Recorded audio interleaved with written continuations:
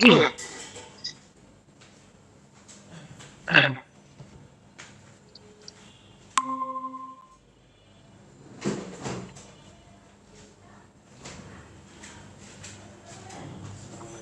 আলাইকুম। স্ক্রিন দেখতে পাচ্ছেন আপনারা?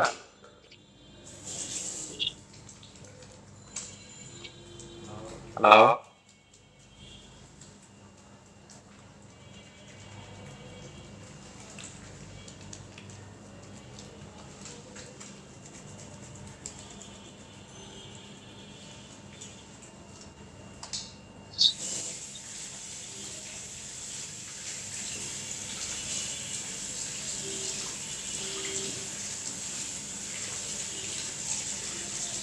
জি, দেখা যাচ্ছে।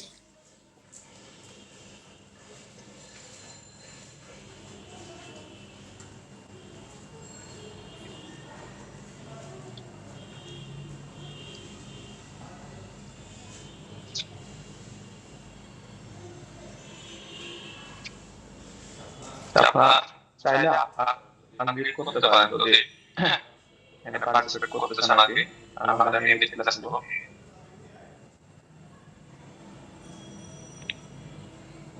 তো আমরা আগের দিন বলছিলাম যে যে কোনো সিনারিও যখন থাকবে তখন হচ্ছে আমরা কয়েকটা জিনিস খেয়াল রাখবো। একটা হচ্ছে আগে প্রশ্নটা দেখে নেব। দুই হচ্ছে সিনারিওতে পেশেন্টের এজ, সেক্স, অকুপেশন, তারপরে রিসেন্ট ড্রাগ হিস্ট্রি, এই ব্যাপারগুলো একটু সিনসিয়ারলি খেয়াল রাখবো। তাহলে এই পেশেন্টের ক্ষেত্রে যদি দেখি, প্রশ্ন বলছে কি, which of the following antibodies is most strongly associated with the lack underlying diagnosis? তাহলে কি কি আছে? একটা আছে অ্যান্টি স্মুথ মাসল অ্যান্টিবডি, এটা ইউজুয়ালি পাওয়া যায় কোথায়? অটোইমিউন হেপাটাইটিস এর ক্ষেত্রে। তারপর হচ্ছে অ্যান্টি মাইটোকন্ড্রিয়াল অ্যান্টিবডি পাওয়া যায় কোথায়? Primary biliary cholangitis। Anti nuclear antibody অনেক জায়গায় পাওয়া যেতে পারে। সিয়ানকা পিয়ানকা ইউজুয়ালি ভাস্কুলার ক্ষেত্রে পাওয়া যায়। এখন আমরা দেখি সিনারিওতে কি বলতেছে। তাহলে 54-year-old woman প্রেজেন্ট করছে কি নিয়ে? lethargy and itching। Past medical হিস্ট্রির মধ্যে রয়েছে GI and GI mouth। দেন হচ্ছে মেডিকেশনের মধ্যে পাইতেছে ল্যান্ট্রি। এক্সামিনেশন বিপি নরমাল আছে, slightly increase pigmentation and dryness. ইনভেস্টের মধ্যে বাকিগুলো মোটামুটি নরমাল, হিমোগ্লোবিন কিছুটা কম আছে। এএলপি বেশি আছে, এএলপিটা সিগনিফিক্যান্টলি রাইজ, বিলিরুবিন বেশি। টোটাল কোলেস্টেরল মাইল্ড রেজ আছে। যখন আমরা জন্ডিসের কোনো সিনারিও দেখবো, বিলিরুবিন বেশি আছে, এই ধরনের ডায়াগনোসিস ক্ষেত্রে এমন একটা ফর্মুলা টার্গেট হবে। মানে কোনো একটা পেশেন্টের জন্ডিস আছে, তাহলে আমরা সবার ফার্স্ট দেখবো হচ্ছে লিভার ফাংশন টেস্ট। যদি পেশেন্টের লিভার ফাংশন টেস্ট নরমাল থাকে, তাহলে আমাদের নেক্সট স্টেপ হবে দেখা হচ্ছে হিমোগ্লোবিন। আর লিভার ফাংশন টেস্ট যদি অ্যাবনর্মাল থাকে, তাহলে আমরা দেখবো যে মেইনলি লিভারের কোন ফাংশনটা বেশি অ্যাবনর্মাল হয়েছে। এবার আসছে লিভার ফাংশনটা যদি নরমাল থাকে, তাহলে আমাদের পসিবিলিটি হচ্ছে দুইটা। একটা হতে পারে হিমোলাইসিস, আর একটা হতে পারে কনজেনিটাল হাইপোবিলিরুবিনিয়া বা কনজেনিটাল নিউক্লিয়াস। যদি হিমোলাইসিস হয় তাহলে সেক্ষেত্রে কি হবে? পেশেন্টের হিমোগ্লোবিন কম থাকবে। কনজেনিটাল হাইপোবিলিরুবিনিয়া হলে সেক্ষেত্রে হিমোগ্লোবিন কি থাকবে? নরমাল থাকবে। কনজেনিটাল হাইপোবিলিরুবিনিয়া তো আরো কয়েকটা টাইপ আছে। এক্ষেত্রে আমরা দেখবো যে ডিরেক্ট বা কনজুগেটেড বিলিরুবিন বাড়ছে নাকি ইনডিরেক্ট বা আনকনজুগেটেড বিলিরুবিন বাড়ছে। ইনডিরেক্ট বিলিরুবিন বা আনকনজুগেটেড বিলিরুবিন যদি বাড়ে, তাহলে আমাদের ডায়াগনোসিস দুইটা। একটা হচ্ছে গিলবার্ট সিনড্রোম আর একটা হচ্ছে ক্রিগল্যান্ড নেজাল সিনড্রোম। পরীক্ষায় ইউজুয়ালি গিলবার্ট সিনড্রোমটা আসে, ক্রিগল্যান্ড নেজাল সিনড্রোম ইউজুয়ালি পাওয়া যায় না। যদি ডিরেক্ট বিলিরুবিন বাড়ে সেক্ষেত্রে আমাদের ডায়াগনোসিস দুইটা, একটা হচ্ছে ডুবিন জনসন সিনড্রোম অথবা রটার সিনড্রোম। আলাদা করলে কি হবে? ডুবিন জনসন সিনড্রোমের D, D for dark granules. এখানে ডার্ক গ্রানুলার পিগমেন্টেশন থাকবে, ডার্ক পিগমেন্টেশন। এটা পাওয়া যাবে লিভার বায়োপসি করলে। তাহলে আমরা ইন শর্ট যদি বলি, কোন একটা জন্ডিস পেশেন্ট বিলিরুবিন বেশি কিন্তু লিভার ফাংশন টেস্ট নরমাল, তাহলে আমাদের ডিফারেন্সিয়েশন হচ্ছে দুইটা, একটা হিমোলাইসিস অথবা কনজেনিটাল হাইপারবিলিরুবিনিয়া। যদি হিমোগ্লোবিন কম থাকে তাহলে হিমোলাইসিস, হিমোগ্লোবিন নরমাল থাকলে কনজেনিটাল হাইপারবিলিরুবিনিয়া।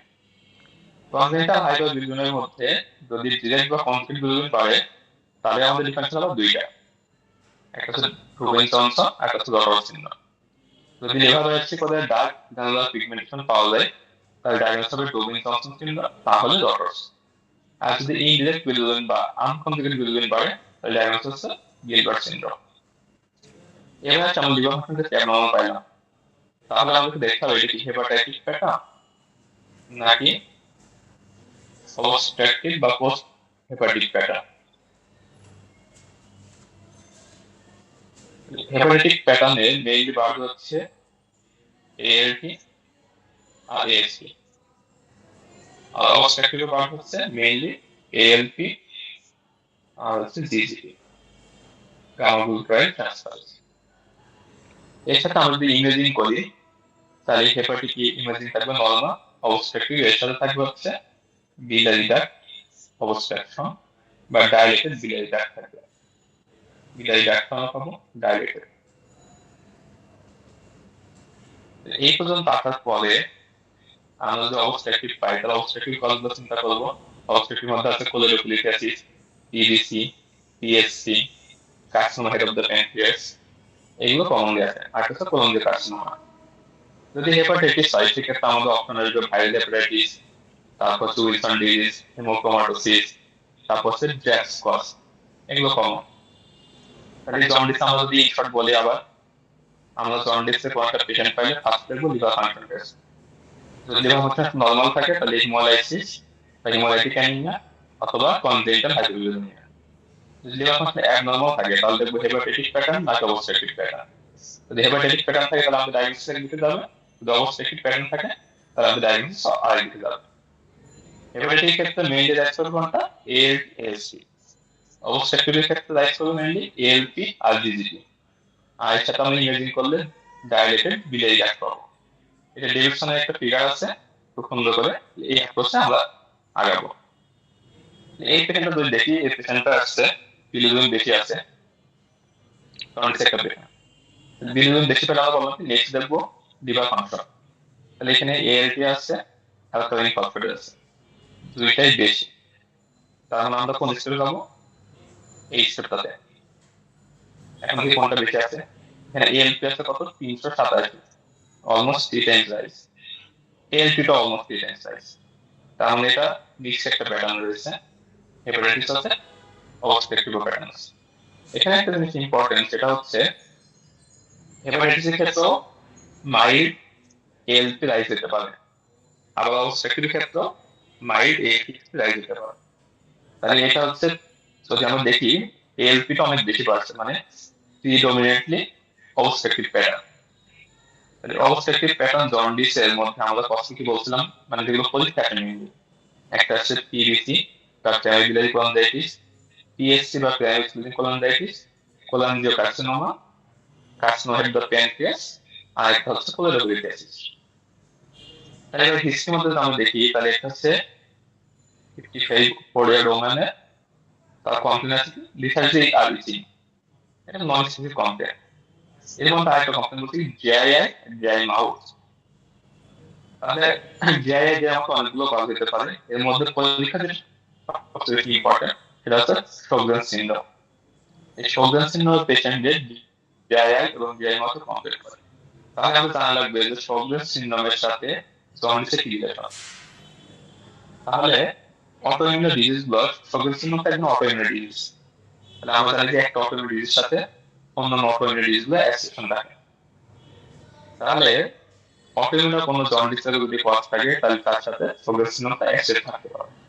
তাহলে অটোইমিউন কজ জন্ডিস কি কি আছে? একটা ইম্পর্টেন্ট হচ্ছে অটোইমিউন হেপাটাইটিস, আর একটা হচ্ছে প্রাইমারি biliary cholangitis।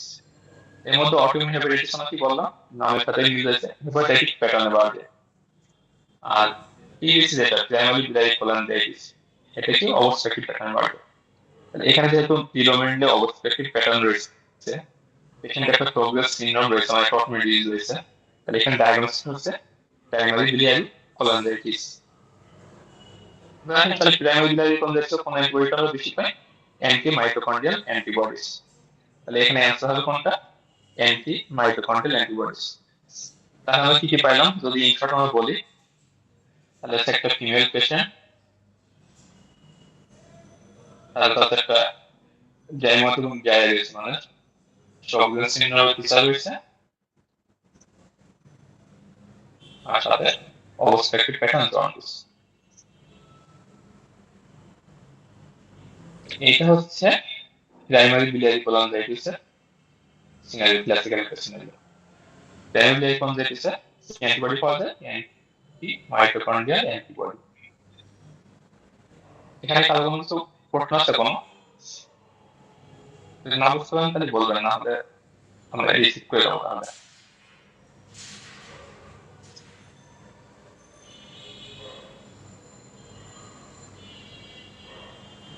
হ্যাঁ,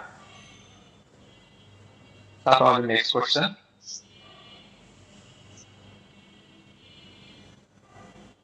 এখানে আনসার হচ্ছে কি, given the likely diagnosis which additional clinical features is the most likely to be present। তাহলে ফার্স্ট আমাদের ডায়াগনোসিস আনতে হবে। তাহলে 51-year-old ম্যান, মানে একটা মিডল এজ ম্যান, কমপ্লেন কি, weight loss, hepatomegaly, flushing and wheeze, blood test করতে normochromic normocytic anaemia, imaging reviews multiple hepatic lesions, urinary hydroxyindoleacetic acid levels are elevated। তাহলে লাস্ট লাইন দেখে বোঝা যাচ্ছে রোগীর ডায়াগনোসিস হচ্ছে কি, serotonin syndrome, sorry carcinoid syndrome. তাহলে কার্সিনোয়েড সিনড্রোমের পেশেন্টে এই ধরনের ওয়েট লস, ফ্ল্যাশিং, হুইজ থাকতে পারে। মোস্ট কমনলি কোনটা থাকে, মোস্ট কমন থাকে হচ্ছে ডায়রিয়া। তাহলে কার্সিনোয়েড সিনড্রোমের ফিচার আমরা আগের দিন পরীক্ষা ডিসকাস করলাম আগের ক্লাসে। এই ধরনের পেশেন্ট গুলো মেইনলি প্রেজেন্ট করে ডায়রিয়া নিয়ে, ফ্ল্যাশিং ও হুইজ নিয়ে, এভাবে থাকতে পারে, রাইট সাইডে ভালভুলা হার্ড ডিস্ক থাকতে পারে, আর এক্সামিনেশন করলে আমরা হেপাটোমেগালি পেতে পারি। কনফার্মেটরি ইনভেস্টিগেশন কি, ইউরিনারি হাইড্রোক্সিইন্ডোল অ্যাসিটিক অ্যাসিড, এটা হচ্ছে সেরোটোনিনের একটা মেটাবোলাইট।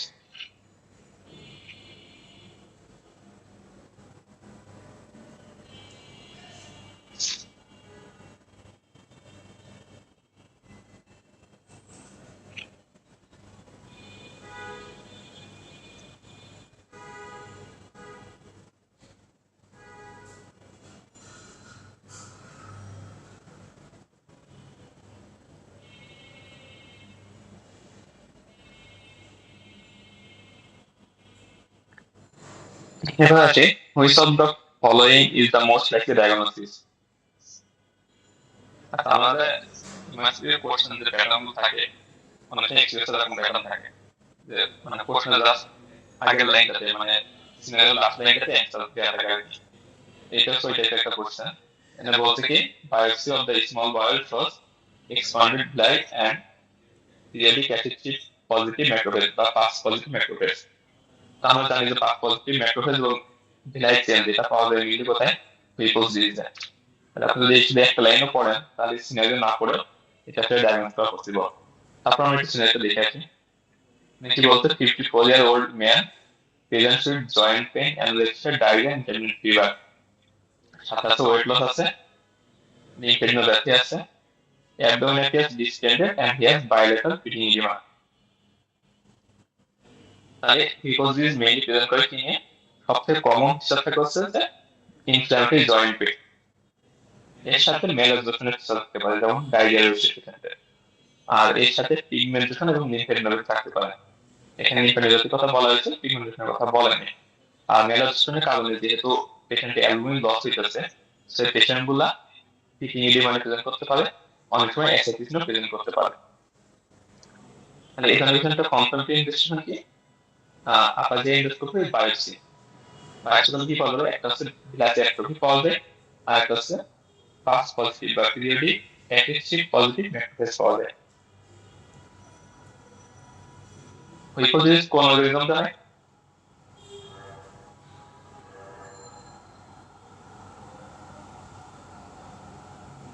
হিপোথিসিস পজিটিভ অর্গানিজম নাম কি বলতে পারবেন তো?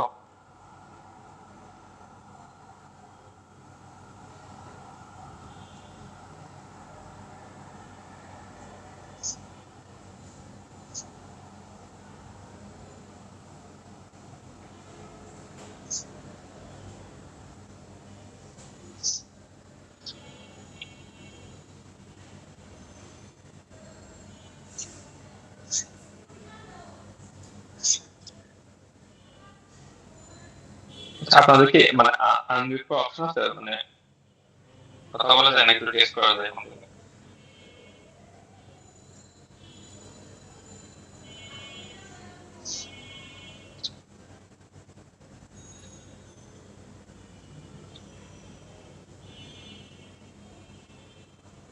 আচ্ছা, এখানে কোশ্চেন চাইছে কি? কোশ্চেন চাইছে হচ্ছে ইনস্টিটিউশন অফ চয়েস। নেক্সট লাইনটা কি বলছে দেখি। 44-year-old male, মানে middle age male, occupation of দেওয়া নেই, আসছে কি নিয়ে? জয়েন্ট পেইন নিয়ে, সাথে হচ্ছে 2 to 3 times in the night to pass urine and thirsty all the time। তাহলে পেশেন্টের পলিউরিয়া আছে, সাথে unable to maintain his erection, মানে erectile dysfunction আছে। এর অন্যান্য কিছু কমনই আছে। এর বাইরে আছে কি? Reduction of secondary body hair এবং স্পাইডার নেভি আছে। ইংলিশ কাইন্ডনেসের মধ্যে এএলপিটা বেশি, এএলপিটা অলমোস্ট নরমালি বলা যায়। তাহলে হেপাটাইটিস প্যাটার্নে একটা লিভার ফাংশন অ্যাবনর্মাল আছে। এটা ডায়াগনোসিস কি মনে হয় আপনাদের কাছে?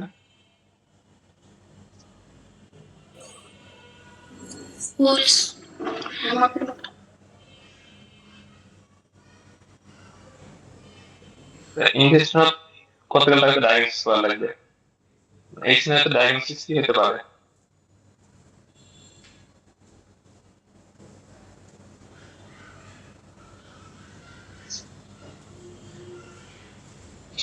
হ্যাঁ, আচ্ছা, এটা যদি আপনার মানে কম্বিনেশনটা খেয়াল করেন, এই পেশেন্টটা হচ্ছে একটা জয়েন্ট পেইন আছে, জন্ডিস আছে, পলিউরিয়া আছে, আচ্ছা ইরেকটাইল ডিসফাংশন আছে।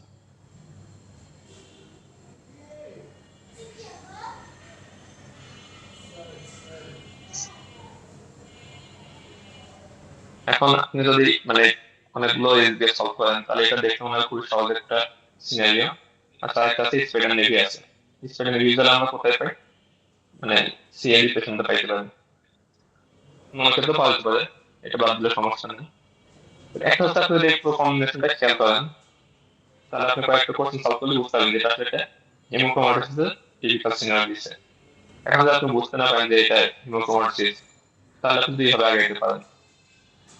একটা হচ্ছে আপনি যদি খেয়াল করেন 2 to 3 times ইউরিন পাস করে নাইটে এবং অল দ্য টাইম থাকতে থাকে, মানে পলিডিস্টার ফিচার আছে, পলিউরিয়া ফিচার আছে।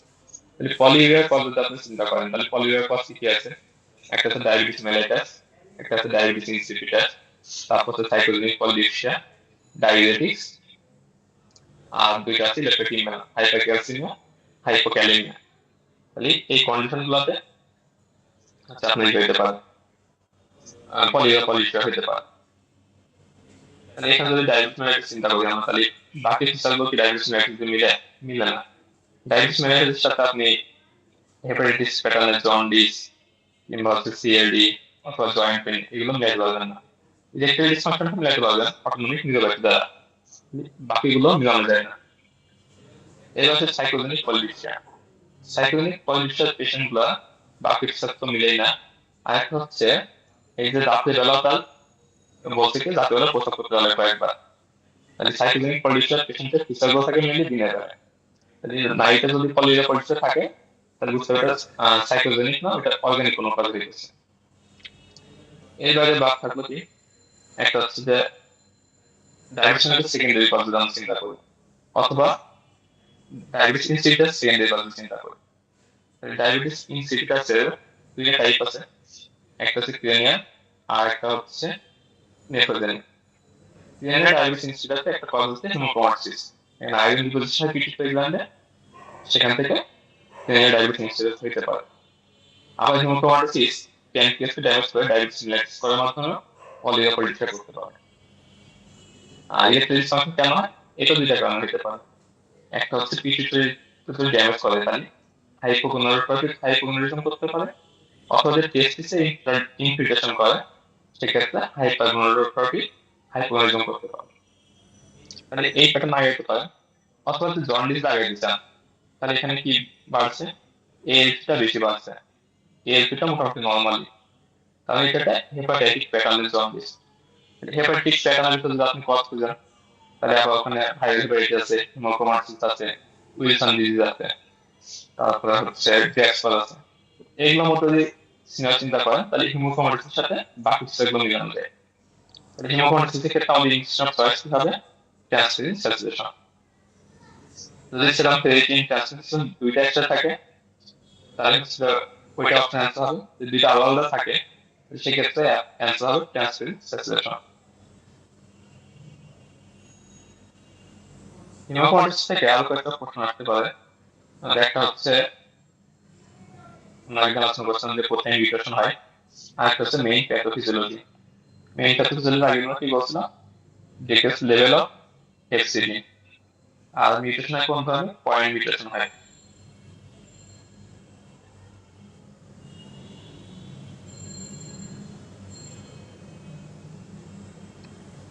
এটা একটা ইম্পর্টেন্ট প্রশ্ন। Which one of the following appropriate with respect to consideration before starting therapy? তাহলে কি থেরাপি দিচ্ছে আমরা দেখি। 29-year-old woman, he has Crohn's disease and you are considering starting azathioprine therapy. তাহলে বাকিগুলো আমাদের জানার দরকার নেই। তাহলে আমরা একটা পেশেন্টের অ্যাজাথ্রোপ্রিন থেরাপি শুরু করব, এর আগে কি ইনস্টিটিউশন করা দরকার, এটা আমরা আগে কয়েকটা ক্লাস ডিসকাস করছি। যে অ্যাজাথিওপ্রিন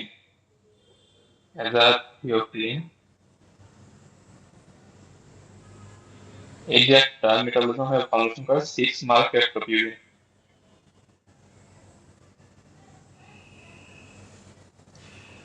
এখন এটাকে ইনঅ্যাক্টিভেট করার ক্ষেত্রে একটা এনজাইম কাজ করে, সেই এনজাইমটাকে বলা হয় থায়োপিউরিন মিথাইল ট্রান্সফারেজ বা টিপিএমটি এনজাইম। এখন অনেক পেশেন্টের দেখা যায় টিপিএমটি লেভেলটা কম থাকে। কোন পেশেন্টের টিপিএমটি লেভেলটা কম থাকে, তাহলে সে কি করবে? অ্যাজাথ্রোপ্রিন যে মেটাবলিজম এটা করতে পারবে না। ফলে কি হবে? অ্যাজাথ্রোপ্রিন লেভেল অনেক বেশি হবে এবং অ্যাজাথ্রোপ্রিন টক্সিসিটি ডেভেলপ করতে পারে। তাহলে কোন পেশেন্টে যদি আমরা অ্যাজাথ্রোপ্রিন প্রেসক্রাইব করি, তাহলে অবশ্যই টিপিএমটি লেভেলটা চেক করে নিতে হবে। তাহলে এখানে অ্যান্সার হবে কি? টিপি enzyme activity should be assessed. এটা আমাদের ক্লিনিক্যাল লাইফে মনে রাখা লাগবে। আমরা যখন কোনো পেশেন্টে অ্যাজাথ্রোপ্রিন প্রেসক্রাইব করব, তার আগে অবশ্যই টিপিএমটি লেভেলটা চেক করে নিব।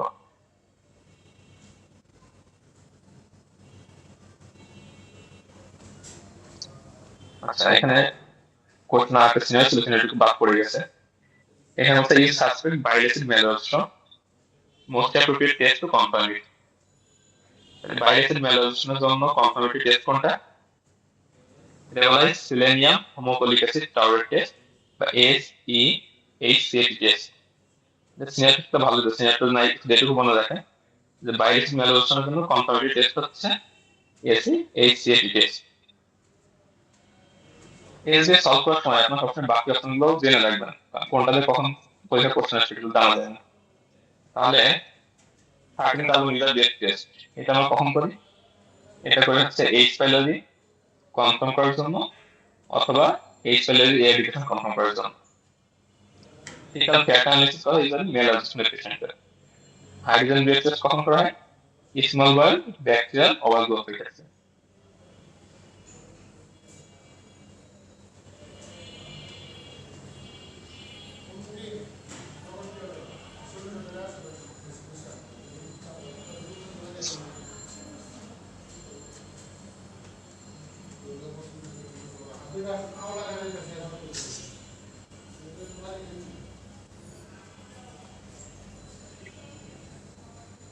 এরপর বলছে কি which one of the following is the most important next investigation. আমরা সিনেমা দেখি কি বলছে 22-year-old woman মানে একটা ইয়ং ওম্যান আসছে কিনা intensely itchy bullous rash affecting her scalp, elbows and knees and buttocks. তার মানে তার একটা ইচি ব্লিস্টারিং র্যাশ আছে, ব্লিস্টারিং বা বুলা যেটা বলেন ইচি র্যাশ আছে। এর সাথে কি আছে numerous small blisters some are larger ones at time, দরকার নেই, ব্লিস্টারিং র্যাশ আছে। She has no other past medical history of note. Her only regular medication is OCT. পেশেন্টের হিমোগ্লোবিন যদি আমরা দেখি তাহলে পেশেন্টের হিমোগ্লোবিন কম আছে। মেইন কাজটা ভালো সেটা কম আছে।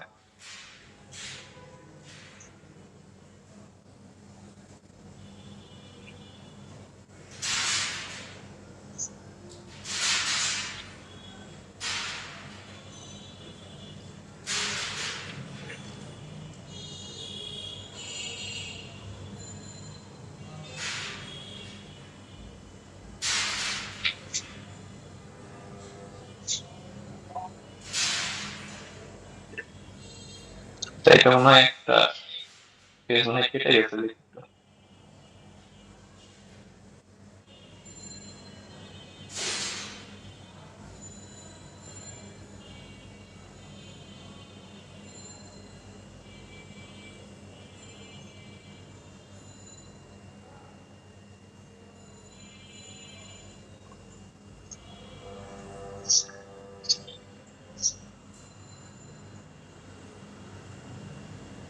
ঠিক আছে,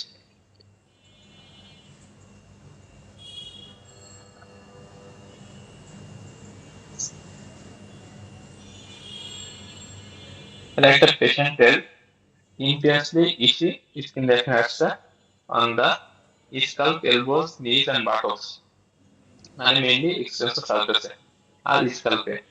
এর সাথে পেশেন্টে কি আছে মাইক্রোসাইটিক অ্যানিমিয়া আছে। তাহলে এখানে ডায়াগনোসিস কি এখানে ইন্টারস্টিসিস যে র্যাশ আছে এই র্যাশটা টিপিক্যাল ডার্মাটাইটিস হার্পিটিফর্মিসের ডেসক্রিপশন আছে। ইন্টেন্সলি ইচি ব্লিস্টারিং র্যাশ, এই কথা যদি বলা থাকে the young female patient this is most likely dermatitis herpetiformis। আর এর সাথে যদি আপনার মাইক্রোসাইটিক অ্যানিমিয়া থাকে মানে লো এনসিবি এবং লো হিমোগ্লোবিন, তাহলে diagnosis most likely coeliac disease. তাহলে সিলিয়াক ডিজিজের ক্ষেত্রে মোস্ট ইম্পর্টেন্ট নেক্সট ইনজেকশন কি হবে অ্যান্টি টিটিজি অ্যান্টিবডিজ। তাহলে সিলিয়াক ডিজিজে কয়েকভাবে কোশ্চেন আসতে পারে, একটা বলতে পারে ইনিশিয়াল টেস্ট বা মোস্ট ইম্পর্টেন্ট নেক্সট ইনভেস্টিগেশন, তাহলে সেক্ষেত্রে আমাদের অ্যান্সার হবে অ্যান্টি-টিটিজি অ্যান্টিবডিজ। যদি এর ক্ষেত্রে বলে যে গোল্ড স্ট্যান্ডার্ড বা কনফার্মেটরি টেস্ট বা মোস্ট স্পেসিফিক টেস্ট কোনটা, তখন আসবে আমাদের স্টোমাক বায়োপসি।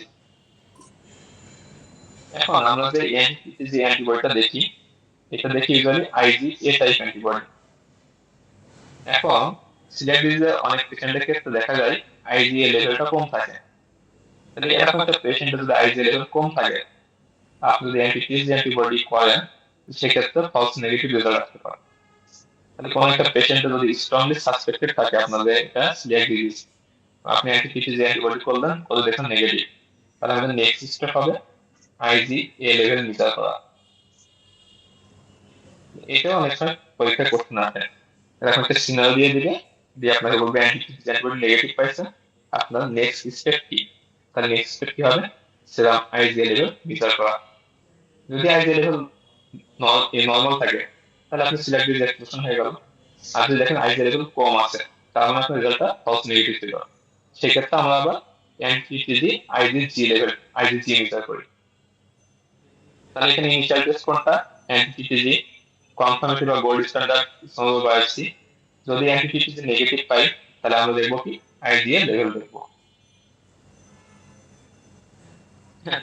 অনেক সময় কোশ্চেন আছে, এবার না আগের কোশ্চেন ছিল যে সিলিয়াক ডিজিজের সাথে কোন অ্যান্টিবডি ডেফিসিয়েন্সি অ্যাসোসিয়েশন আছে, তাহলে আইজি ডেফিসিয়েন্সি এটা সিলিয়াক ডিজিজ থাকতে পারে।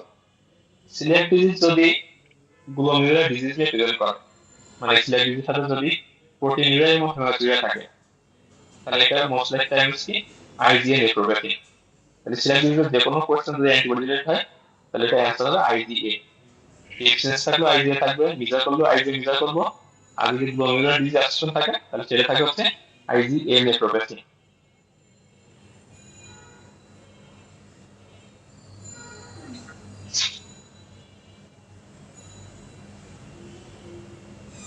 এখানে বলছে কি which of the following pathology is most associated with H pylori infection. তাহলে এখানে কোশ্চেন দেখা দরকার নেই, এইচ পাইলি ইনফেকশনটা মোস্ট অ্যাসোসিয়েটেড থাকে হচ্ছে ডিউডেনাল আলসার। এটা মুখস্থ কোশ্চেন, এখানে সিনারি বুঝার কিছু নাই।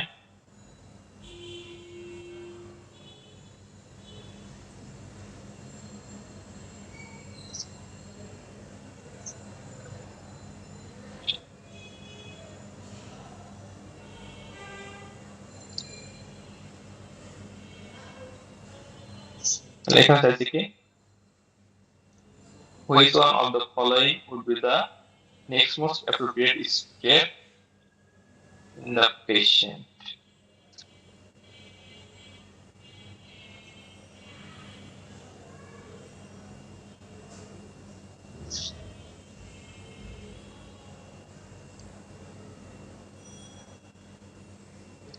পেশেন্টের সিনারি কি বলছে, 63-year-old man, মানে একটু বয়স হলো, আসছে লিথাইজিন। লিথাইজ একটা non stick complex, haemoglobin level আছে 10। তাহলে মেল পেশেন্টের ক্ষেত্রে 10 হিমোগ্লোবিন মানে সিগনিফিক্যান্ট। এমসিডি আছে 78 femtolitre. Hypochromic cells on blood films, low ferritin.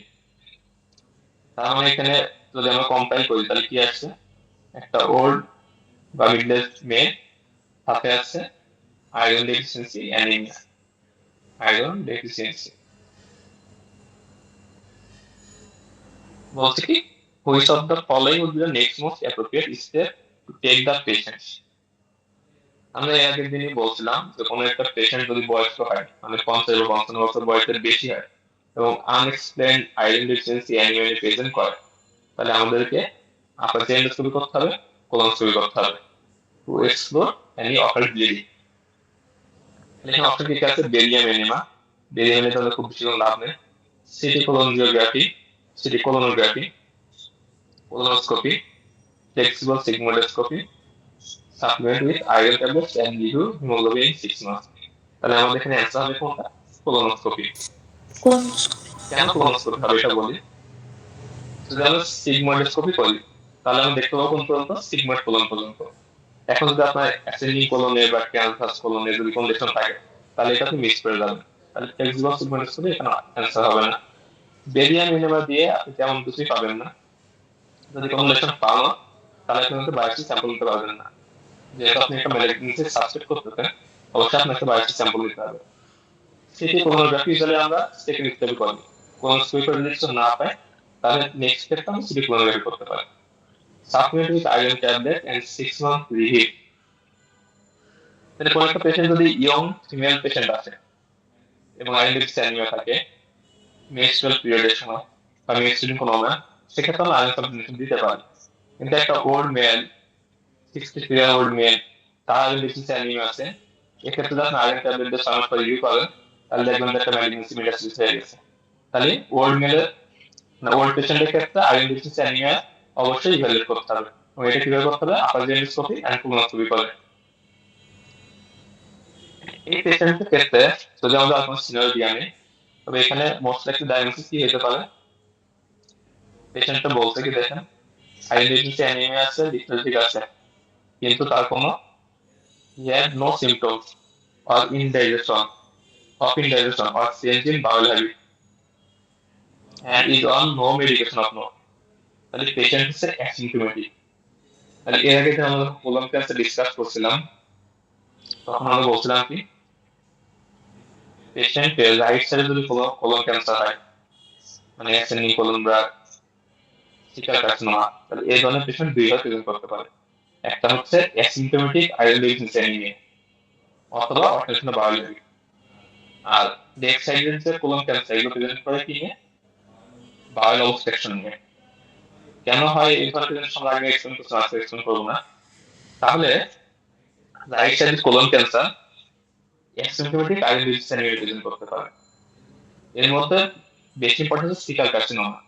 সিকাল carcinoma usually কোনো সিমটমস করে না, এখান থেকে মাইল্ড ব্লিডিং হতে থাকে, যেটা হচ্ছে মেলানোর মানে মেলানোর কোনো সিমটমস করার মতো না, খুবই মাইল্ড ব্লিডিং, অকাল ব্লিডিং হয়ে থাকে। তারপর পেশেন্ট এক সময় আইএলডি ডিজিজ অ্যানিমিয়া প্রেজেন্ট করে। এই পেশেন্টের যদিও বাকি সিনিয়র দেয়া নেই, তবে এখানে মোস্ট একটা ডায়াগনোসিস হচ্ছে সিকাল কার্সিনোমা।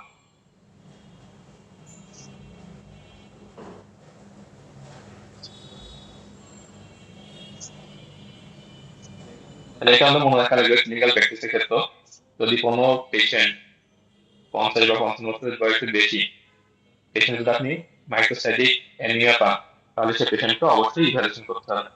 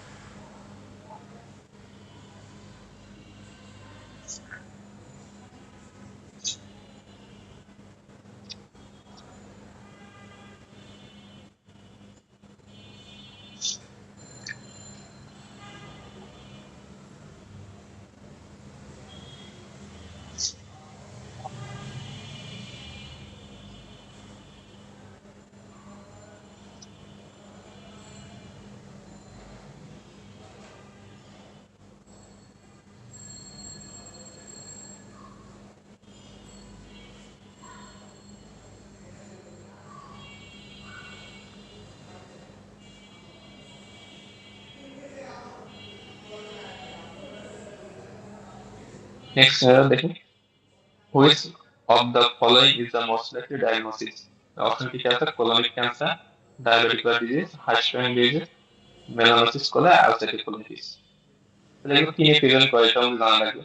কোলনিক কার্সিনোমা প্রেজেন্ট করে কিনে পালসের ব্লিডিং প্রেজেন্ট করতে পারে, তারপর অর্গানসা বায়োলজি প্রেজেন্ট করতে পারে, একটা বললাম কি আইএলডিসি অ্যানিমিয়া প্রেজেন্ট করতে পারে। আলসারেটিভ কোলাইটিস বিলারি ডায়রিয়া প্রেজেন্ট করে। ডায়াবেটিক ডিজিজ প্রেজেন্ট করে কিভাবে? অ্যাবডোমিনাল পেইন থাকতে পারে, পালসের ব্লিডিং থাকতে পারে। Heart disease usually young patient হয়, কনস্টিটিউশন প্রেজেন্ট করে, অ্যাবডোমিনাল ডিসটেনশন প্রেজেন্ট করে। আর মেলানোসিস কোলাই কাদের হয়? যারা লম্বা সময় ধরে ল্যাকটিক খেয়ে থাকে এবং এই ধরনের পেশেন্ট ইউজুয়ালি কনস্টিটিউশনের কারণে ল্যাকটিক খেয়ে থাকে, এইভাবে অন্য কোনো সিমটমস থাকে না। কোন ধরনের ল্যাকটিক খেলে হয়? ইউজুয়ালি হচ্ছে স্টিমুলেটরি যে ল্যাকটিক গুলো আছে সেগুলো খাইলে এই ধরনের ফিচার গুলো বেশি হয়। তাহলে আমরা সিনিয়র দেখি, 81-year-old woman is admitted with a history of constipation. তাহলে একজন বৃদ্ধ ওম্যান, তার complex of constipation, now non responsive to laxatives, মানে ট্যাবলেটের ল্যাক্সেটিভ খাইছিল, এখন রেসপন্স করতেছে না। পেশেন্টের হাইপারটেনশন আছে, রাজনীতি ন্যাটিভ খাইতেছে, chest clear, other sign is clear. ESR আছে 30, কোলোনোস্কোপি করে পাইছে কি brownish discolouration present throughout the colon but no muscles or abnormal blood vessel architecture. তাহলে এই ধরনের ব্রাউনিশ ডিসকালারেশন পাওয়া যেতে কোথায়? মেলানোসিস কোলাই। আমরা যখন সিআইটি লেকচার করছিলাম তখন আমরা বলছিলাম কোন পেশেন্ট যদি লম্বা সময় ল্যাকটিক খেয়ে থাকে তাহলে সে ধরনের পেশেন্টের ব্রাউনিশ পিগমেন্টেশন পাওয়া যেতে পারে। তাহলে এখানে কার্সিনোমা বা আলসারেটিভ কোলাইটিস না কেন? কারণ এখানে বলতে গিয়ে দেখেন কোনো মাসলেশন নেই, কোনো অ্যাবনর্মাল ব্লাড ভেসেল আর্কিটেকচার নেই। তাহলে যদি কোনো ক্রনিক কার্সিনোমা থাকতো বা আলসারেটিভ কোলাইটিস বা ডায়াবেটিক ডিজিজ থাকতো, তাহলে অবশ্যই সেখানে কোনো একটা মাসলেশন পাইতো, অথবা আলসারেশন বা কোনো ফেসিয়ালাইটিসের চেঞ্জ পাওয়া যেত। যেহেতু পেশেন্টের এই ধরনের কোনো ফিচার নাই এবং তার ল্যাক্সিটিভ বাদে অন্য কোনো সিমটমস নাই, তাহলে এখানে ডায়াগনোসিস মেলানোসিস কোলাই। কেন হয়েছে? লং টার্ম ল্যাক্সিটিভ খাওয়ার কারণে। এবং কোন ধরনের ল্যাক্সিটিভ সবচেয়ে বেশি হয়? এখানে হচ্ছে একটা মার্ক পাবে, সেনা, SENA, সেনা, এটা শুনে স্টিমুলেটরি ল্যাক্সিটিভ, এগুলো খাইলে বেশি হয়।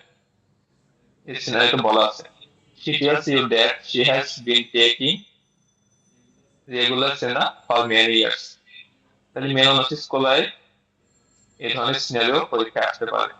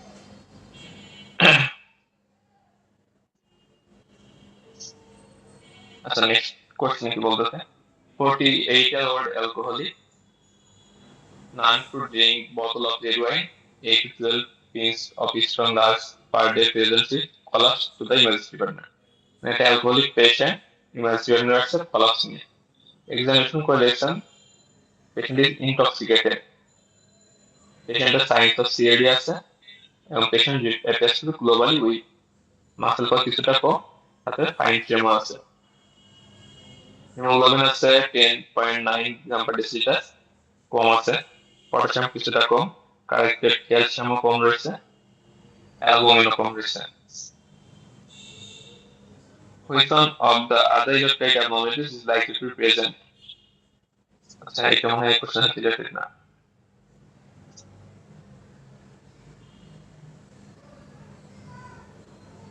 অন্য একটা কোশ্চেন কাট হয়ে গেছে আচ্ছা এটা দেখি which of the following is the most likely diagnosis and the question was a 27-year-old woman who is 28 weeks pregnant and a young woman complaining of worsening abdominal pain and diarrhea. He has a history of irritable bowel syndrome. IGP carried out hormonal investigations. He looks pale. Investigation করে কি পাওয়া গেছে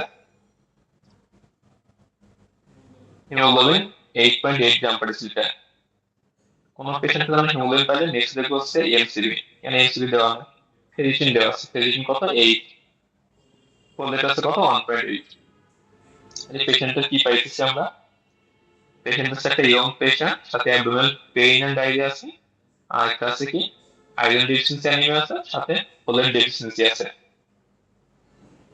এবার আমরা দেখি কি কি option দিছে একটা হচ্ছে atrophic gastritis chronic pancreatitis celiac disease, Crohn's disease, Whipple's disease.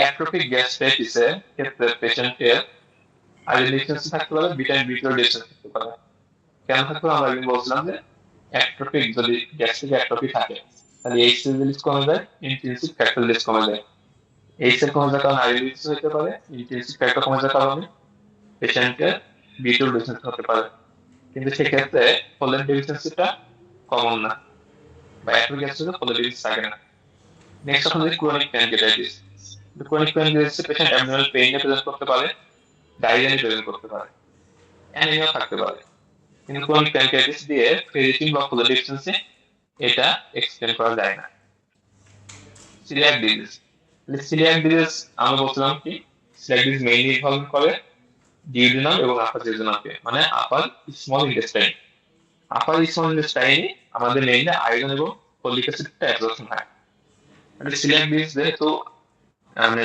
আপার স্মল ইন্টেস্টাইনকে এফেক্ট করতেছে সো এই জায়গাতে আয়রন এবং ফলিক অ্যাসিডটা অ্যাবজর্পশন হতে পারে না এবং আয়রন এবং ফলিক অ্যাসিড এইটা লেভেল কম থাকে আর আয়রনের যেহেতু স্ট্রেস ফর্ম হচ্ছে ফেরিটিন তাহলে এই ক্ষেত্রে ফেরিটিন কম পাবো ফলিক অ্যাসিড কম পাবো আর পেশেন্টে অ্যাবডোমিনাল পেইন এবং ডায়রিয়া থাকতে পারে সিলিয়াক ডিজিজ দিয়ে সবগুলো কিছু মিলানো যায় এবার ক্রস ডিজিজ আমরা আগে ক্লাসে বলছিলাম যে ক্রস ডিজিজ আর সিলিয়াক ডিজিজের প্রেজেন্টেশন অলমোস্ট সেম পার্থক্য কি সিলিয়াক ডিজিজ ইনভলভমেন্ট করে মেইনলি হচ্ছে আপার স্মল ইন্টেস্টাইনকে আর ক্রস ইনভলভ করে mainly distal part of small intestine মানে টার্মিনাল আইল্যান্ড ইনভলভ করে টার্মিনাল আইল্যান্ড ইনভলভ করার কারণে ক্রস ডিজিজে মেইনলি B12 ডেফিসিয়েন্সিটা প্রিডমিনেন্ট থাকে এবং মানে আয়রন ডেফিসিয়েন্সিটা ইউজুয়ালি এত বেশি কমন না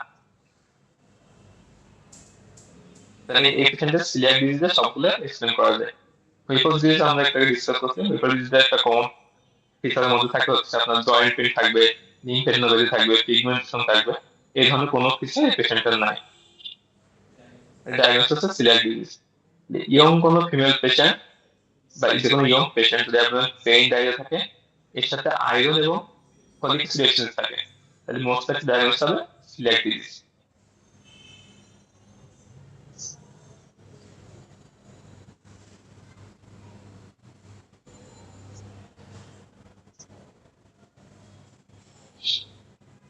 আচ্ছা এখানে দেখি 62-year-old man তাকে history powerful duodenal ulcer which required emergency surgery মানে তার ডিউটেনাল জন্য সার্জারি করা হয়েছে পেশেন্ট এখন কমপ্লেন আসছে কি episodes of bloating increased bowel gas, abdominal pain and diarrhea আমরা এর আগে এসবিএস ডিসকাশন করছি তো কোনো পেশেন্টের যদি স্মল বাওয়েল বা জিআইটি সার্জারি হয় এবং সেখানে যদি বাওয়েল কোনো একটা পার্ট রিসেকশন করা লাগে, অপারেশন করা লাগে, এরপর যদি পেশেন্ট ব্লটিং, ডায়রিয়া, তারপরে অ্যাবডোমিনাল গ্যাস, অ্যাবডোমিনাল পেইনে কমপ্লেন করে, মোস্ট একটি ডায়াগনোসিস আছে স্মল বাওয়েল ব্যাকটেরিয়াল ওভারগ্রোথ। কোনো পেশেন্টের যখন জিআইটি কোনো একটা পার্ট রিসেকশন করা হয়, এই পেশেন্টের তখন গ্যাস্ট্রিক মোটালিটি গুলা মানে নর্মাল থাকে না, এবং সেক্ষেত্রে স্মল বাওয়েল যে ব্যাকটেরিয়া গুলো আছে এগুলো ওভারগ্রোথ হওয়ার রিস্ক থাকে বেশি। কোনো একটা পেশেন্টের যদি স্মল ইন্টেস্টাইনাল রিসেকশন বা কোনো সার্জারি হয়, এরপর যদি পেশেন্ট ডায়রিয়া এবং ব্লোটিং এখানে কমপ্লেন করে, most likely diagnosis bacterial overgrowth. Investigation of choice হচ্ছে হাইড্রোজেন ব্রেথ টেস্ট। আর যদি বলে গোল্ড স্ট্যান্ডার্ড টেস্ট, তাহলে সেক্ষেত্রে হবে হচ্ছে স্মল বাওয়েল অ্যাসপিরেশন কালচার। আচ্ছা, আরেকটা সিনারিও আছে জন্ডিসের। 17-year-old গার্ল, ইয়ং একটা ফিমেল আসছে মাইল্ড জন্ডিস নিয়ে। পেশেন্টের কোনো অ্যাবডোমিনাল পেইন নাই, otherwise she has no history of foreign travel, past কোনো মেডিকেল হিস্ট্রি নাই, এক্সামিনেশনে অ্যাবডোমেন নর্মাল, কোনো অর্গান রেগালি নাই, লিভার বায়োপসি করে পাওয়া গেছে কি ডার্ক গ্রানুলার পিগমেন্টস ইন হেপাটোসাইটস। একটু আগে আমরা যখন জন্ডিসের ইভ্যালুয়েশন করতেছিলাম, তখন আমরা বলছিলাম কি লিভার বায়োপসি যদি ডার্ক গ্রানুলার পিগমেন্টেশন পাওয়া যায়, ডায়াগনোসিস কি ডুবিন জনসন সিনড্রোম। এইটুকু দেখলে আপনার আসলে বাকি সময় লাগে না, তখন যদি একটু ইভ্যালুয়েট করি টিপিক্যালি, তাহলে আমরা বলছিলাম কি কোন একটা পেশেন্ট যদি বিলিরুবিন বেশি থাকে বা জন্ডিস আছে, আমরা সবার আগে দেখবো লিভার ফাংশন। এখানে যদি লিভার ফাংশন দেখি, তাহলে এএলটি অ্যালকালাইন ফসফেট দুইটা নরমাল আছে। আমরা বলছিলাম কি লিভার ফাংশন যদি নরমাল থাকে, তাহলে জন্ডিস হবে প্রি হেপাটিক টাইপ এবং ডিফারেন্সিয়াল হবে হিমোলাইটিক জন্ডিস অথবা কনজেনিটাল হাইপারবিলিরুবিনিয়া। তাহলে নেক্সট হিসেবে বলছিলাম কি আমাদের বলতে হিমোগ্লোবিন। তাহলে এখানে যদি দেখি পেশেন্টের হিমোগ্লোবিনটা নরমাল লেভেলে আছে, তার মানে এখানে হিমোলাইটিস হয় নাই। তাহলে বাদ থাকছে কি কনজেনিটাল হাইপার বিলিরুবিনেমিয়া। আমাদের নেক্সট স্টেপ কি ছিল, বিলিরুবিন কোনটা বাড়ছে, ডিরেক্টটা নাকি ইনডিরেক্টটা। এটা যদি আমরা খেয়াল করি, তাহলে ইনডিরেক্ট বিলিরুবিন অলমোস্ট নরমালের কাছাকাছি, ডিরেক্ট বিলিরুবিনটা অনেক বেশি বাড়ছে, মানে কনজেনিটাল হাইপার বিলিরুবিনেমিয়া। কোন একটা পেশেন্টের যদি লিভার ফাংশন টেস্ট নরমাল থাকে, হিমোগ্লোবিন নরমাল থাকে, শুধুমাত্র বিলিরুবিন লেভেলটা বেশি থাকে, কোন এই কনজুগেট বিলিরুবিনটা বেশি থাকে বা ডিরেক্ট বিলিরুবিন বেশি থাকে, তাহলে আমাদের অপশন ছিল দুইটা, ডুবিন জনসন আর একটা রোটার্স। এর মধ্যে লিভার বায়োপসিতে ডার্ক গ্রানুলার পিগমেন্টেশন পাওয়া যায় ডুবিন জনসন সিনড্রোমে। তাহলে এখানে ডায়াগনোসিস হবে কি ডুবিন জনসন সিনড্রোম।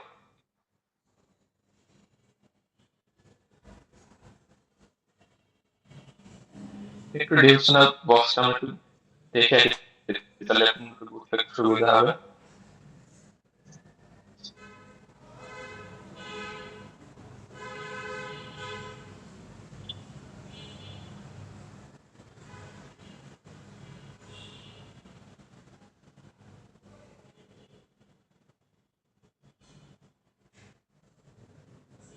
এখানে লেখা আছে বক্সতে ডুবিন জনসন সিনড্রোম। এখানে কি বলে pigmentation of liver biopsy tissue. এখানে একটা ইনফরমেশন আছে, আর একটা ইনফরমেশন আছে এটা, যদি আনকনজুগেটেড বিলিরুবিন বাড়ে আর নরমাল লিভার ফাংশন থাকে, নরমাল আলট্রাসোনোগ্রাম থাকে, তাহলে হচ্ছে গিলবার্ট সিনড্রোম। আর কনজুগেটেড বিলিরুবিন যদি বাড়ে, এটা বক্সটা কোথায় গেল, আচ্ছা আমি হোটেলে 1 ক্লাস নেশন এটা আপনাদের দেখাই দিব। এরপর আছে which one of the following statements regarding carcinoid tumor is true, মানে carcinoid tumor সম্পর্কে কোন স্টেটমেন্টটা ট্রু। সিনারিও এখানে দরকার নেই। তাহলে ফার্স্ট কি বলছে, aortic stenosis is the most common valve disease in advanced carcinoid tumor। তাহলে আমি একটু আগে বলছিলাম যে carcinoid tumor ক্ষেত্রে মোস্টলি রাইট সাইডের ভালভগুলো ইনভলভ হয়, মানে পালমোনারি ভালভ এবং ট্রাইকাসিড ভালভ। এর মধ্যে বেশি কমন আছে ট্রাইকাসিড রিঅ্যালিটেশন। তাহলে aortic stenosis most common, এটা একটা ফলস স্টেটমেন্ট। তারপর বলছি diagnosis is measured by measuring high hydroxy indoles, ঠিক আছে, সেরাম, সেরামে দেখা। আমরা বললাম কি এটা কনসেন্ট্রেশন আমরা কোথায় করি, ইউরিনারি হাই হাইড্রোক্সি ইন্ডোলেস রেখেছি, তাহলে এই লেভেলটা সেরামে দেখা হয় না, ইউরিন দেখা হয়, তাহলে এটা একটা ফলস স্টেটমেন্ট। তারপর বলছে carcinoid tumours are often fast growing, carcinoid tumour হচ্ছে একটা নিউরোএন্ডোক্রাইন টিউমার এবং এগুলো ইউজুয়ালি স্লো গ্রোয়িং হয়, তাহলে এটাও একটা false statement. Carcinoid syndrome is caused by release of serotonin and prostaglandin. Carcinoid syndrome mainly serotonin কারণ, তাহলে এটা হচ্ছে ট্রু স্টেটমেন্ট। নেক্সট বলছে it is most commonly found in the colon. Carcinoid tumour most commonly পাওয়া যায় small ইন্টেস্টাইনে, তাহলে এটা false statement. এখানে অ্যান্সার হবে কোনটা? Carcinoid syndrome is caused by release of serotonin prostaglandin, এটা ট্রু অ্যান্সার, এটা দরকার নেই। আচ্ছা, 34 is pregnant woman with severe nausea, vomiting and abdominal pain. তাহলে থার্ড ট্রাইমেস্টার একটা প্রেগনেন্ট ওম্যান কমপ্লেন হচ্ছে তার abdominal pain, nausea and vomiting. Her partner has also noticed that her eyes have yellow tints, মানে পেশেন্টের jaundice আছে সাথে।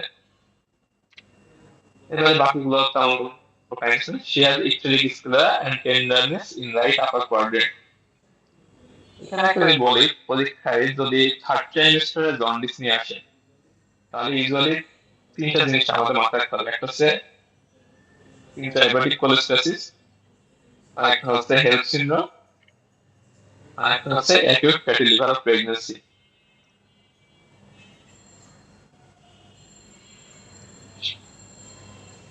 তাহলে কি মাথায় রাখবে?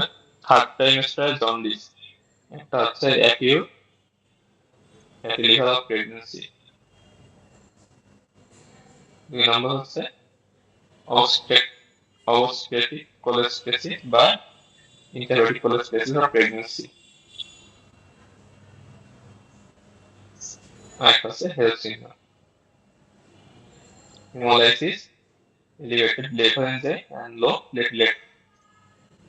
Acute fatty liver mainly present করছে abdominal pain, nausea, vomiting, মানে হেপাটাইটিস প্যাটার্নের কমপ্লেইন থাকে। আর ইনজেকশন করলে আমরা হেপাটাইটিক প্যাটার্ন পাবো, মানে এএলটিএস লেভেলটা বেশি বাড়ে। আর অবস্ট্রেটিক কোলেস্টাসিস, এখানে নামে বলা আছে কোলেস্টেটিক প্যাটার্ন, মানে পেশেন্টের মেইন কমপ্লেইন থাকবে কি ইচিং এর কমপ্লেইন থাকবে। আর ইনজেকশন পাইলে আমরা এএলপি, জিজিপি এই লেভেলগুলো বেশি পাবো। আর হেলথে কি পাবো? একটা হচ্ছে হিমোলাইসিস হয় এখানে, এই কারণে আমরা হিমোগ্লোবিন কম পাবো, এলিভেটেড লিভার এনজাইম পাবো, আর একটা লো প্লেটলেট পাবো।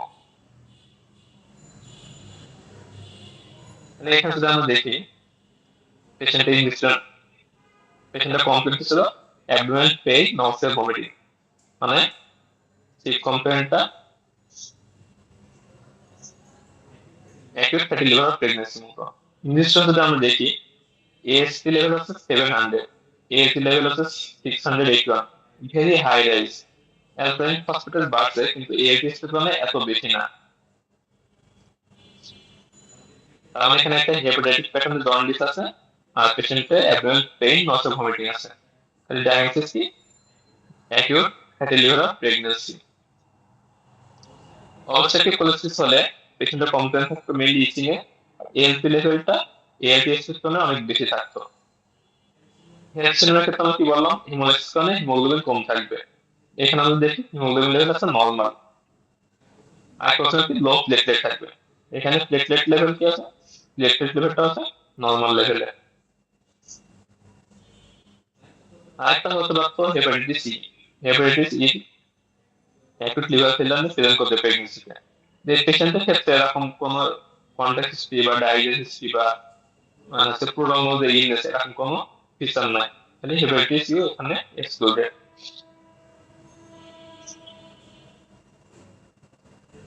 এরপর আছে which of the following condition is associated with greatest increase risk of developing hepatocellular carcinoma. Hepatocellular কার্সিনোমার রিস্ক ফ্যাক্টর কি কি আছে? আমরা আগের বলছিলাম যে একটা হচ্ছে যে হেপাটাইটিস বি সি ভাইরাস, তারপর হচ্ছে হিমোক্রোমাটোসিস, আলফা 1 অ্যান্টিটিউশন ডেফিসিয়েন্সি, তারপর হচ্ছে যে টক্সিনস বা অ্যাসপারজিলাস ইনফেকশন যেগুলা। তাহলে এর মধ্যে যে পাঁচটা অপশন আছে ডায়াবেটিস তো হেপাটোসেলুলার কার্সিনোমার সাথে রিলেটেড না। Hepatitis E usually hepatocellular carcinoma করে না, ইউজুয়ালি না করে না, মেইনলি করে কোনটা? হেপাটাইটিস বি আর সি। বাকি যে তিনটা অপশন আছে তিনটা হেপাটোসেলুলার কার্সিনোমা করতে পারে। এর মধ্যে সেকেন্ডারি হেমোক্রোমাটোসিস, এটার থেকে হেরিডিটারি হেমোক্রোমাটোসিসটা হেপাটোসেলুলার কার্সিনোমা বেশি করে, তাহলে এটা মনে এক্সক্লুডেড। বাকি যেটা আছে অ্যাসপারজিলাস ইনফেকশন এবং আলফা 1 অ্যান্টিটিউশন ডেফিসিয়েন্সি, এর মধ্যে বেশি রিস্ক হচ্ছে আলফা অ্যান্টিডিউসিন ডেফিসিয়েন্সি। তাহলে হেপাটোসেলের কাছে রিস্ক ফ্যাক্টর বলে, তাহলে প্রথমে আসবে হচ্ছে বি ভাইরাস, তারপর সি ভাইরাস, তারপর আসবে হচ্ছে যে আলফা ডেফিসিয়েন্সি, তারপর আসবে hereditary haemochromatosis. And once again, which one of the following is the most probable diagnosis? কি আছে? গ্যাস্ট্রিনোমা, গ্লুকাগোনোমা, H. pylori-induced peptic ulcer, NSAID-induced peptic ulcer, আর হচ্ছে প্যানক্রিয়াটিক লিম্ফোমা। আমরা এখান থেকে দেখতে পাই কিনা।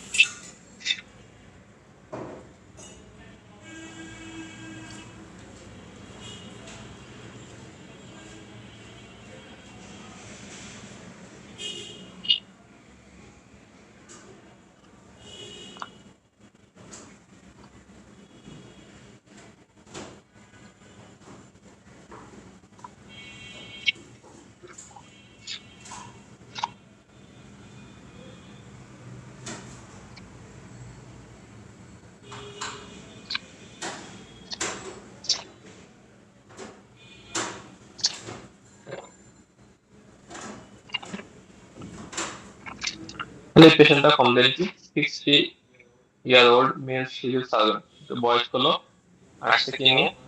1 year history of regular upper abdominal pain। upper abdominal pain এর সাথে কি আছে? He has past medical history of rheumatoid arthritis, taking naproxen on most days. On endoscopy, he was found to have duodenal ulcer and abdominal CT shows postciliary mass in the head of the pancreas। তাহলে পেশেন্টটা আসছে কি? Upper abdominal pain আছে, patient হচ্ছে rheumatoid arthritis এবং NSAID history আছে, endoscopy করে multiple ulcer পাওয়া গেছে, আর অ্যাবডোমিনাল সিটি করে প্যানক্রিয়াটিক মাস পাওয়া গেছে।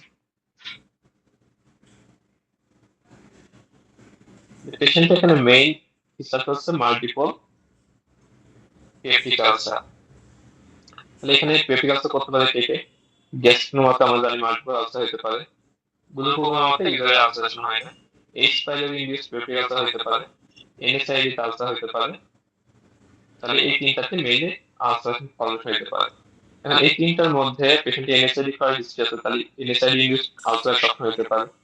কিন্তু আমরা যদি প্যানক্রিয়াটিক মাসটার সাথে যোগ করি, মাল্টিপল আলসার সাথে প্যানক্রিয়াটিক মাস, তাহলে গ্যাস্ট্রোমা বাদে আর কোনোটার সাথে ফিট করে না। গ্লুকাগোনো মতো আলসারই করে না। H. pylori বা এনএসআইডি তে প্যানক্রিয়াটিক মাস এক্সপেক্টেড না। তাহলে মাল্টিপল পেপটিক আলসার এর সাথে প্যানক্রিয়াটিক মাস, এই কম্বিনেশন শুধুমাত্র গ্যাস্ট্রোমাতে এক্সপ্লেন করা যায়। তাহলে গ্যাস্ট্রোমা মেইনলি হয় কোথায়? হেড অফ দ্য প্যানক্রিয়াসে, মোস্ট কমন সাইট হচ্ছে হেড অফ দ্য প্যানক্রিয়াস। এর সাথে পেশেন্টরা কি সিম্পটম থাকতে পারতো? গ্যাস্ট্রোমা পেশেন্টটা অনেক সময় ডায়রিয়া থাকতে পারে। এখান থেকে আরেকটা কোশ্চেন পরীক্ষা আসতে পারে, সেটা হচ্ছে নেক্সট স্টেপ কি? তাহলে গ্যাস্ট্রোমা হচ্ছে মেইন ওয়ানের একটা part, multiple endocrine neoplasia type 1 এর একটা পার্ট। এখানে কোনো পেশেন্টের যদি গ্যাস্ট্রোমা পাওয়া যায়, তাহলে সেক্ষেত্রে আমাদের জেনেটিক টেস্টিং করতে হবে, genetic testing for MEN one. কেন? কারণ আদার্স কোনো ক্যান্সার সাথে অ্যাসিড আছে কিনা সেটা এক্সক্লুড করার জন্য। মেন ওয়ানে সেটা অনেকগুলো ক্যান্সার থাকতে পারে। তাহলে কোনো পেশেন্ট যদি আমরা গ্যাস্ট্রোমা পাই, তাহলে আমাদের নেক্সট স্টেপ হবে কি? জেনেটিক টেস্টিং করা। 2 নম্বর হচ্ছে গ্যাস্ট্রোমা অ্যাসিড হয় কার সাথে? মেইন ওয়ান সিনড্রোমের সাথে। গ্যাস্ট্রোমার মোস্ট কমন সাইট কোনটা বললাম? Head of the pancreas.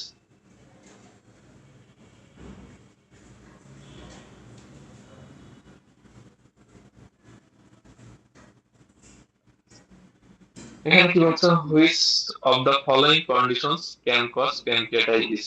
Option ঠিক আছে, হাইপোপ্যারাথাইরয়েডিজম। তাহলে হাইপোপ্যারাথাইরয়েডিজম কি প্যানক্রিয়াটাইটিস করে? করে না কখনো। বললে হাইপোপ্যারাথাইরয়েডিজম করতে পারে হাইপোক্যালসিয়ামের মাধ্যমে।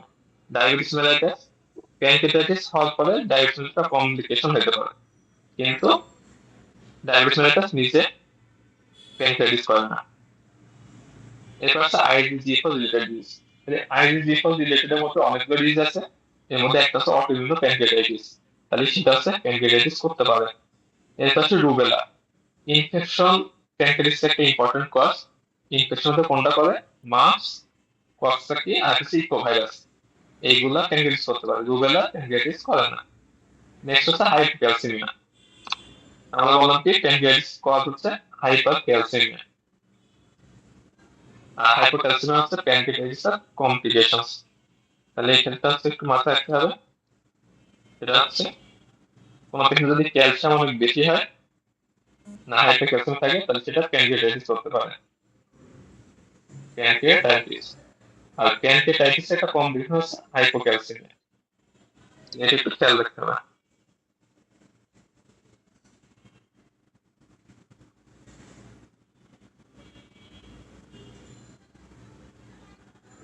Now, 37-year-old homeless patient is found in the floor, confused and unwell.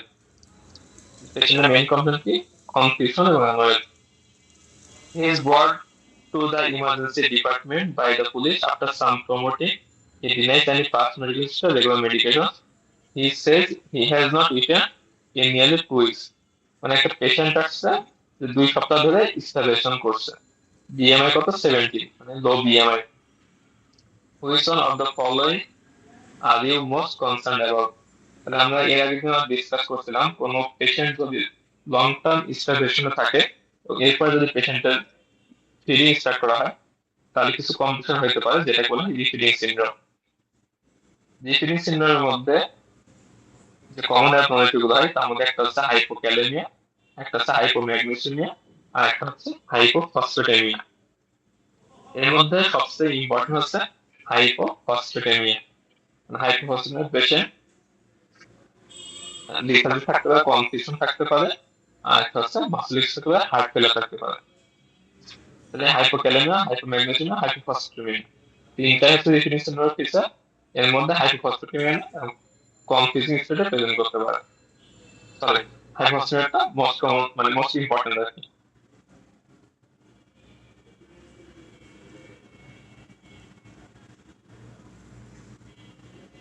এটা একটা important question. 17-year-old girl admitted to the medical ward for feeding because eating disorder has left her severely undernourished. Her BMI is 14. মানে একটা eating ডিসঅর্ডারের patient, young girl, যার BMI হচ্ছে 14. Which of the following statements regarding feeding is true? এই পেশেন্টের diagnosis কি? Eating disorder আমরা জানি, বলছিলাম মেইনলি দুইটা, একটা হচ্ছে অ্যানোরেক্সিয়া নার্ভোসা আর একটা হচ্ছে বুলিমিয়া নার্ভোসা। এর মধ্যে বুলিমিয়া নার্ভোসাতে ইউজুয়ালি BMI-টা মেইনটেইন হয়, আর অ্যানোরেক্সিয়া নার্ভোসাতে মানে লো BMI থাকে। তাহলে এই পেশেন্টের ডায়াগনোসিস মেইনলি অ্যানোরেক্সিয়া নার্ভোসা। এখন আমরা দেখি ফিডিং ক্ষেত্রে কি কি কোন স্টেটমেন্ট ট্রু। তাহলে এখানে তো ডেভিডসন একটা বক্স আছে রিফিডিং এর নিউট্রিশনাল চ্যাপ্টারে, ওইটা একটু দেখে নিবেন। দেখেন কি বলছে, if are thiamine levels are normal, no supplementation is necessary. এটা হচ্ছে একটা ফলস স্টেটমেন্ট, কারণ কোন পেশেন্টের রিফিডিং এর ক্ষেত্রে থায়ামিন লেভেল যে লেভেলে থাকুক না কারণ, তাদেরকে অবশ্যই আইভি থায়ামিন সাপ্লিমেন্টেশন দিতে হবে। এমনকি থায়ামিন যদি নর্মাল থাকে, তারপরেও তাকে আইভি থায়ামিন সাপ্লিমেন্টেশন দিতে হবে। তাহলে এটা false statement. Next, tube feeding should be attempted first. এই ধরনের সিভিয়ারলি ম্যালনারিশড পেশেন্টদের অবশ্যই প্যারেন্টাল নিউট্রিশন দিতে হবে, তাহলে এটাও false. Patient should be made fluid and electrolyte replete alongside feeding, এটা একটা ট্রু স্টেটমেন্টটা হবে। বক্সে লেখা আছে যে কোনো পেশেন্ট ফিডিং শুরু করার সময় তাকে অবশ্যই ফ্লুইড কালেকশন করতে হবে, ইলেক্ট্রোলাইট কালেকশন করতে হবে। নেক্সট হচ্ছে hyperkalaemia is a hallmark of refeeding syndrome. আমরা আগে কোশ্চেনে বলছি রিফিডিং সিনড্রোম কি হয়? হাইপোক্যালেমিয়া হয়, not hyperkalaemia. She is in a high catabolic state and will require higher than average energy requirements. এটা হচ্ছে false statement. Definition of patient মানে হাই ক্যাটালিস্ট থাকে, ঠিক আছে, তারপরে তাদের এনার্জি রিকোয়ারমেন্ট বেশি থাকে, এটাও ঠিক আছে, কিন্তু এই ধরনের পেশেন্টদেরকে লো ক্যালোরি ডায়েট দিয়ে রিফিলিং শুরু করতে হয়। হাই ক্যালোরি ডায়েট দিলে পেশেন্টগুলো যেহেতু লম্বা সময় না খেয়েছিল, এই পেশেন্টের হঠাৎ করে হাই ক্যালোরি ডায়েট দিলে অনেক বেশি ইনসুলিন রিলিজ হবে, ইলেকট্রোলাইট ইমব্যালেন্স অনেক বেশি হবে এবং পেশেন্টের সাডেন ডেথ হতে পারে। তাহলে কোনো পেশেন্ট যদি লং টার্ম এক্সপেকটেশন থাকে তাদেরকে লো ক্যালোরি ডায়েট স্টার্ট করতে হবে, বা নর্মাল যে ক্যালোরি আছে তার থেকে লেস ক্যালোরি ডায়েট দিতে হবে।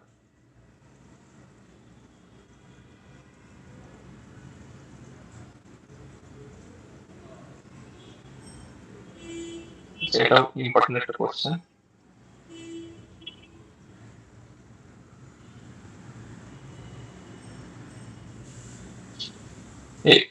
এই কোশ্চেনটা পরীক্ষা আসার মতো।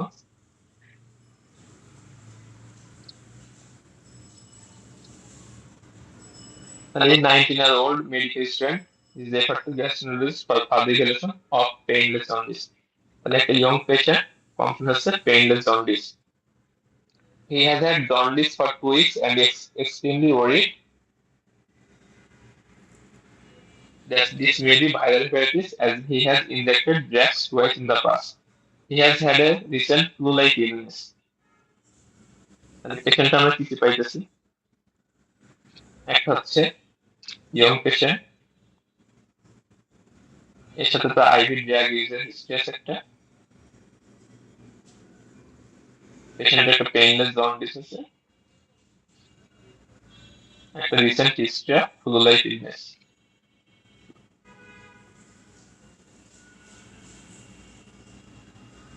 আমরা একটু বললাম জন্ডিস ইভ্যালুয়েশনের ক্ষেত্রে আমরা সবার আগে দেখবো পেশেন্টের লিভার ফাংশন।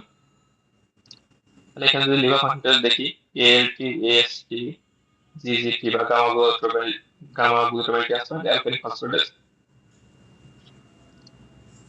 সবগুলোর লেভেল নরমাল আছে। তাহলে লিভার ফাংশন নরমাল হলে আমরা বলছিলাম কি এটা হচ্ছে pre hepatic jaundice. Next test আমরা বলছিলাম কি দেখবো হিমোগ্লোবিন, পেশেন্টের হিমোগ্লোবিনও নরমাল আছে। তাহলে প্রি হেপাটিক জন্ডিসের মধ্যে দুইটা টাইপ ছিল, একটা হিমোলাইটিক জন্ডিস আর হচ্ছে কনজেনিটাল হাইপার বিলিরুবিনেমিয়া। যেহেতু এখানে হিমোগ্লোবিন নরমাল আছে, তাহলে আমরা নেক্সট স্টেপ দেখবো কি বলছিলাম, বিলিরুবিন কোনটা বাড়ছে। তাহলে এখানে বিলিরুবিন 46 বিলিরুবিনটা বেশি আছে, ডিরেক্ট বিলিরুবিন আছে 3, মানে ডিরেক্ট বিলিরুবিনটা নরমালের মধ্যে। যেহেতু বিলিরুবিন লেভেল বেশি, ডিরেক্ট বিলিরুবিনটা নরমাল, তাহলে এখানে মেইনলি বাড়ছে কোনটা, ইনডিরেক্ট বিলিরুবিনটা বাড়ছে। কনজেনিটাল হাইপার বিলিরুবিনের মধ্যে আলোচনা যদি ইনডিরেক্ট বিলিরুবিন বাড়ে তাহলে ডায়াগনোসিস কি, গিলবার্ট সিনড্রোম। লটস ডুবিন জনসন কেন না, কারণ লটস সিনড্রোম ডুবিন জনসনে বাড়বে কোনটা বলছিলাম, ডিরেক্ট বিলিরুবিনটা বেশি বাড়বে। হেপাটাইটিস এ কেন না, হেপাটাইটিস এ থাকলে অবশ্যই তার লিভার ফাংশন অ্যাবনর্মাল হবে, কিন্তু এখানে লিভার ফাংশনটা রয়েছে নরমাল। একটা বলছে কি transient biliary obstruction caused by gallstone. তাহলে গলস্টোনের কারণে যদি হতো তাহলে সেক্ষেত্রে ডাব্লিউসি কাউন্ট বাড়তো অথবা লিভার ফাংশন ডিসঅর্ডার অ্যাবনর্মাল হতো। তাহলে কোন একটা পেশেন্টের যদি এরকম সিনারিও থাকে যে পেশেন্ট হচ্ছে ইয়ং, সাথে তার জন্ডিস আছে, কিন্তু লিভার ফাংশনটা সবগুলো নরমাল, এবং এই জন্ডিসটা হচ্ছে কি আনকনজুগেটেড বিলিরুবিন বা ইনডিরেক্ট বিলিরুবিনটা বেশি বাড়ছে। ডায়াগনোসিস কি হবে, গিলবার্ট সিনড্রোম। গিলবার্ট সিনড্রোমে মেইনলি যে প্যাথোফিজিওলজি এটা হচ্ছে গ্লুকুরোনাইড ট্রান্সফারের একটা এনজাইম ডেফিসিয়েন্সি থাকে। তখন এই পেশেন্টগুলো কোনো একটা স্ট্রেসের মধ্যে পড়ে, সেটা হতে পারে কোনো একটা ফিভার হয়েছে বা কোনো একটা ফ্লু-লাইক ইলনেস হয়েছে বা প্রেগনেন্সি পিরিয়ডে অথবা কোনো মাইনর সার্জারি বা কোনো স্ট্রেসফুল কন্ডিশনে এই এনজাইম লেভেলটা আরো বেশি কমে যায়, তখন মেইনলি পেশেন্ট জন্ডিস নিয়ে প্রেজেন্ট করে। তাহলে এই ধরনের পেশেন্টের জন্ডিসের সাথে একটা রিসেন্ট কোনো হিস্ট্রি বা রিসেন্ট কোনো ইলনেসের হিস্ট্রি থাকে। তাহলে ইয়ং পেশেন্ট রিসেন্ট কোনো স্ট্রেসফুল কন্ডিশন গেছে, জন্ডিস নিয়ে প্রেজেন্ট করছে, লিভার ফাংশন টেস্ট বা আদার্স টেস্ট ইন্ডিকেশন সবগুলো নরমাল, শুধুমাত্র আনকনজুগেটেড বিলিরুবিনটা বেশি। এই ধরনের সিনারিও থাকলে ডায়াগনোসিস হবে গিলবার্ট সিনড্রোম। তো আজকে এগুলো ছিল কোশ্চেন। কার কোনো কোশ্চেন আছে এই বিষয়ে? আচ্ছা, পেইড গ্রুপে সবগুলো কোশ্চেন দেওয়া আছে, আরো কিছু এক্সট্রা কোশ্চেন আসছে, ওইগুলা ডিসকাস করা হয়নি। তো ওখানে যদি কোনো কনফিউশন থাকে তাহলে ওখানে কমেন্ট করে জানাতে পারেন, ওখানে আমরা তাহলে আর ডিসকাস করবো। আর আজকে ক্লাস এ পর্যন্তই।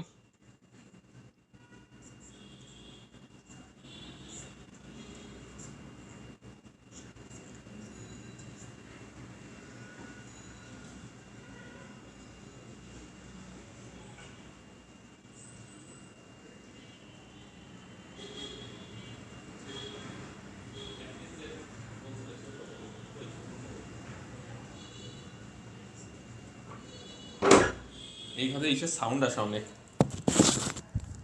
ওই যে রাস্তার সাউন্ড বেশি আসে।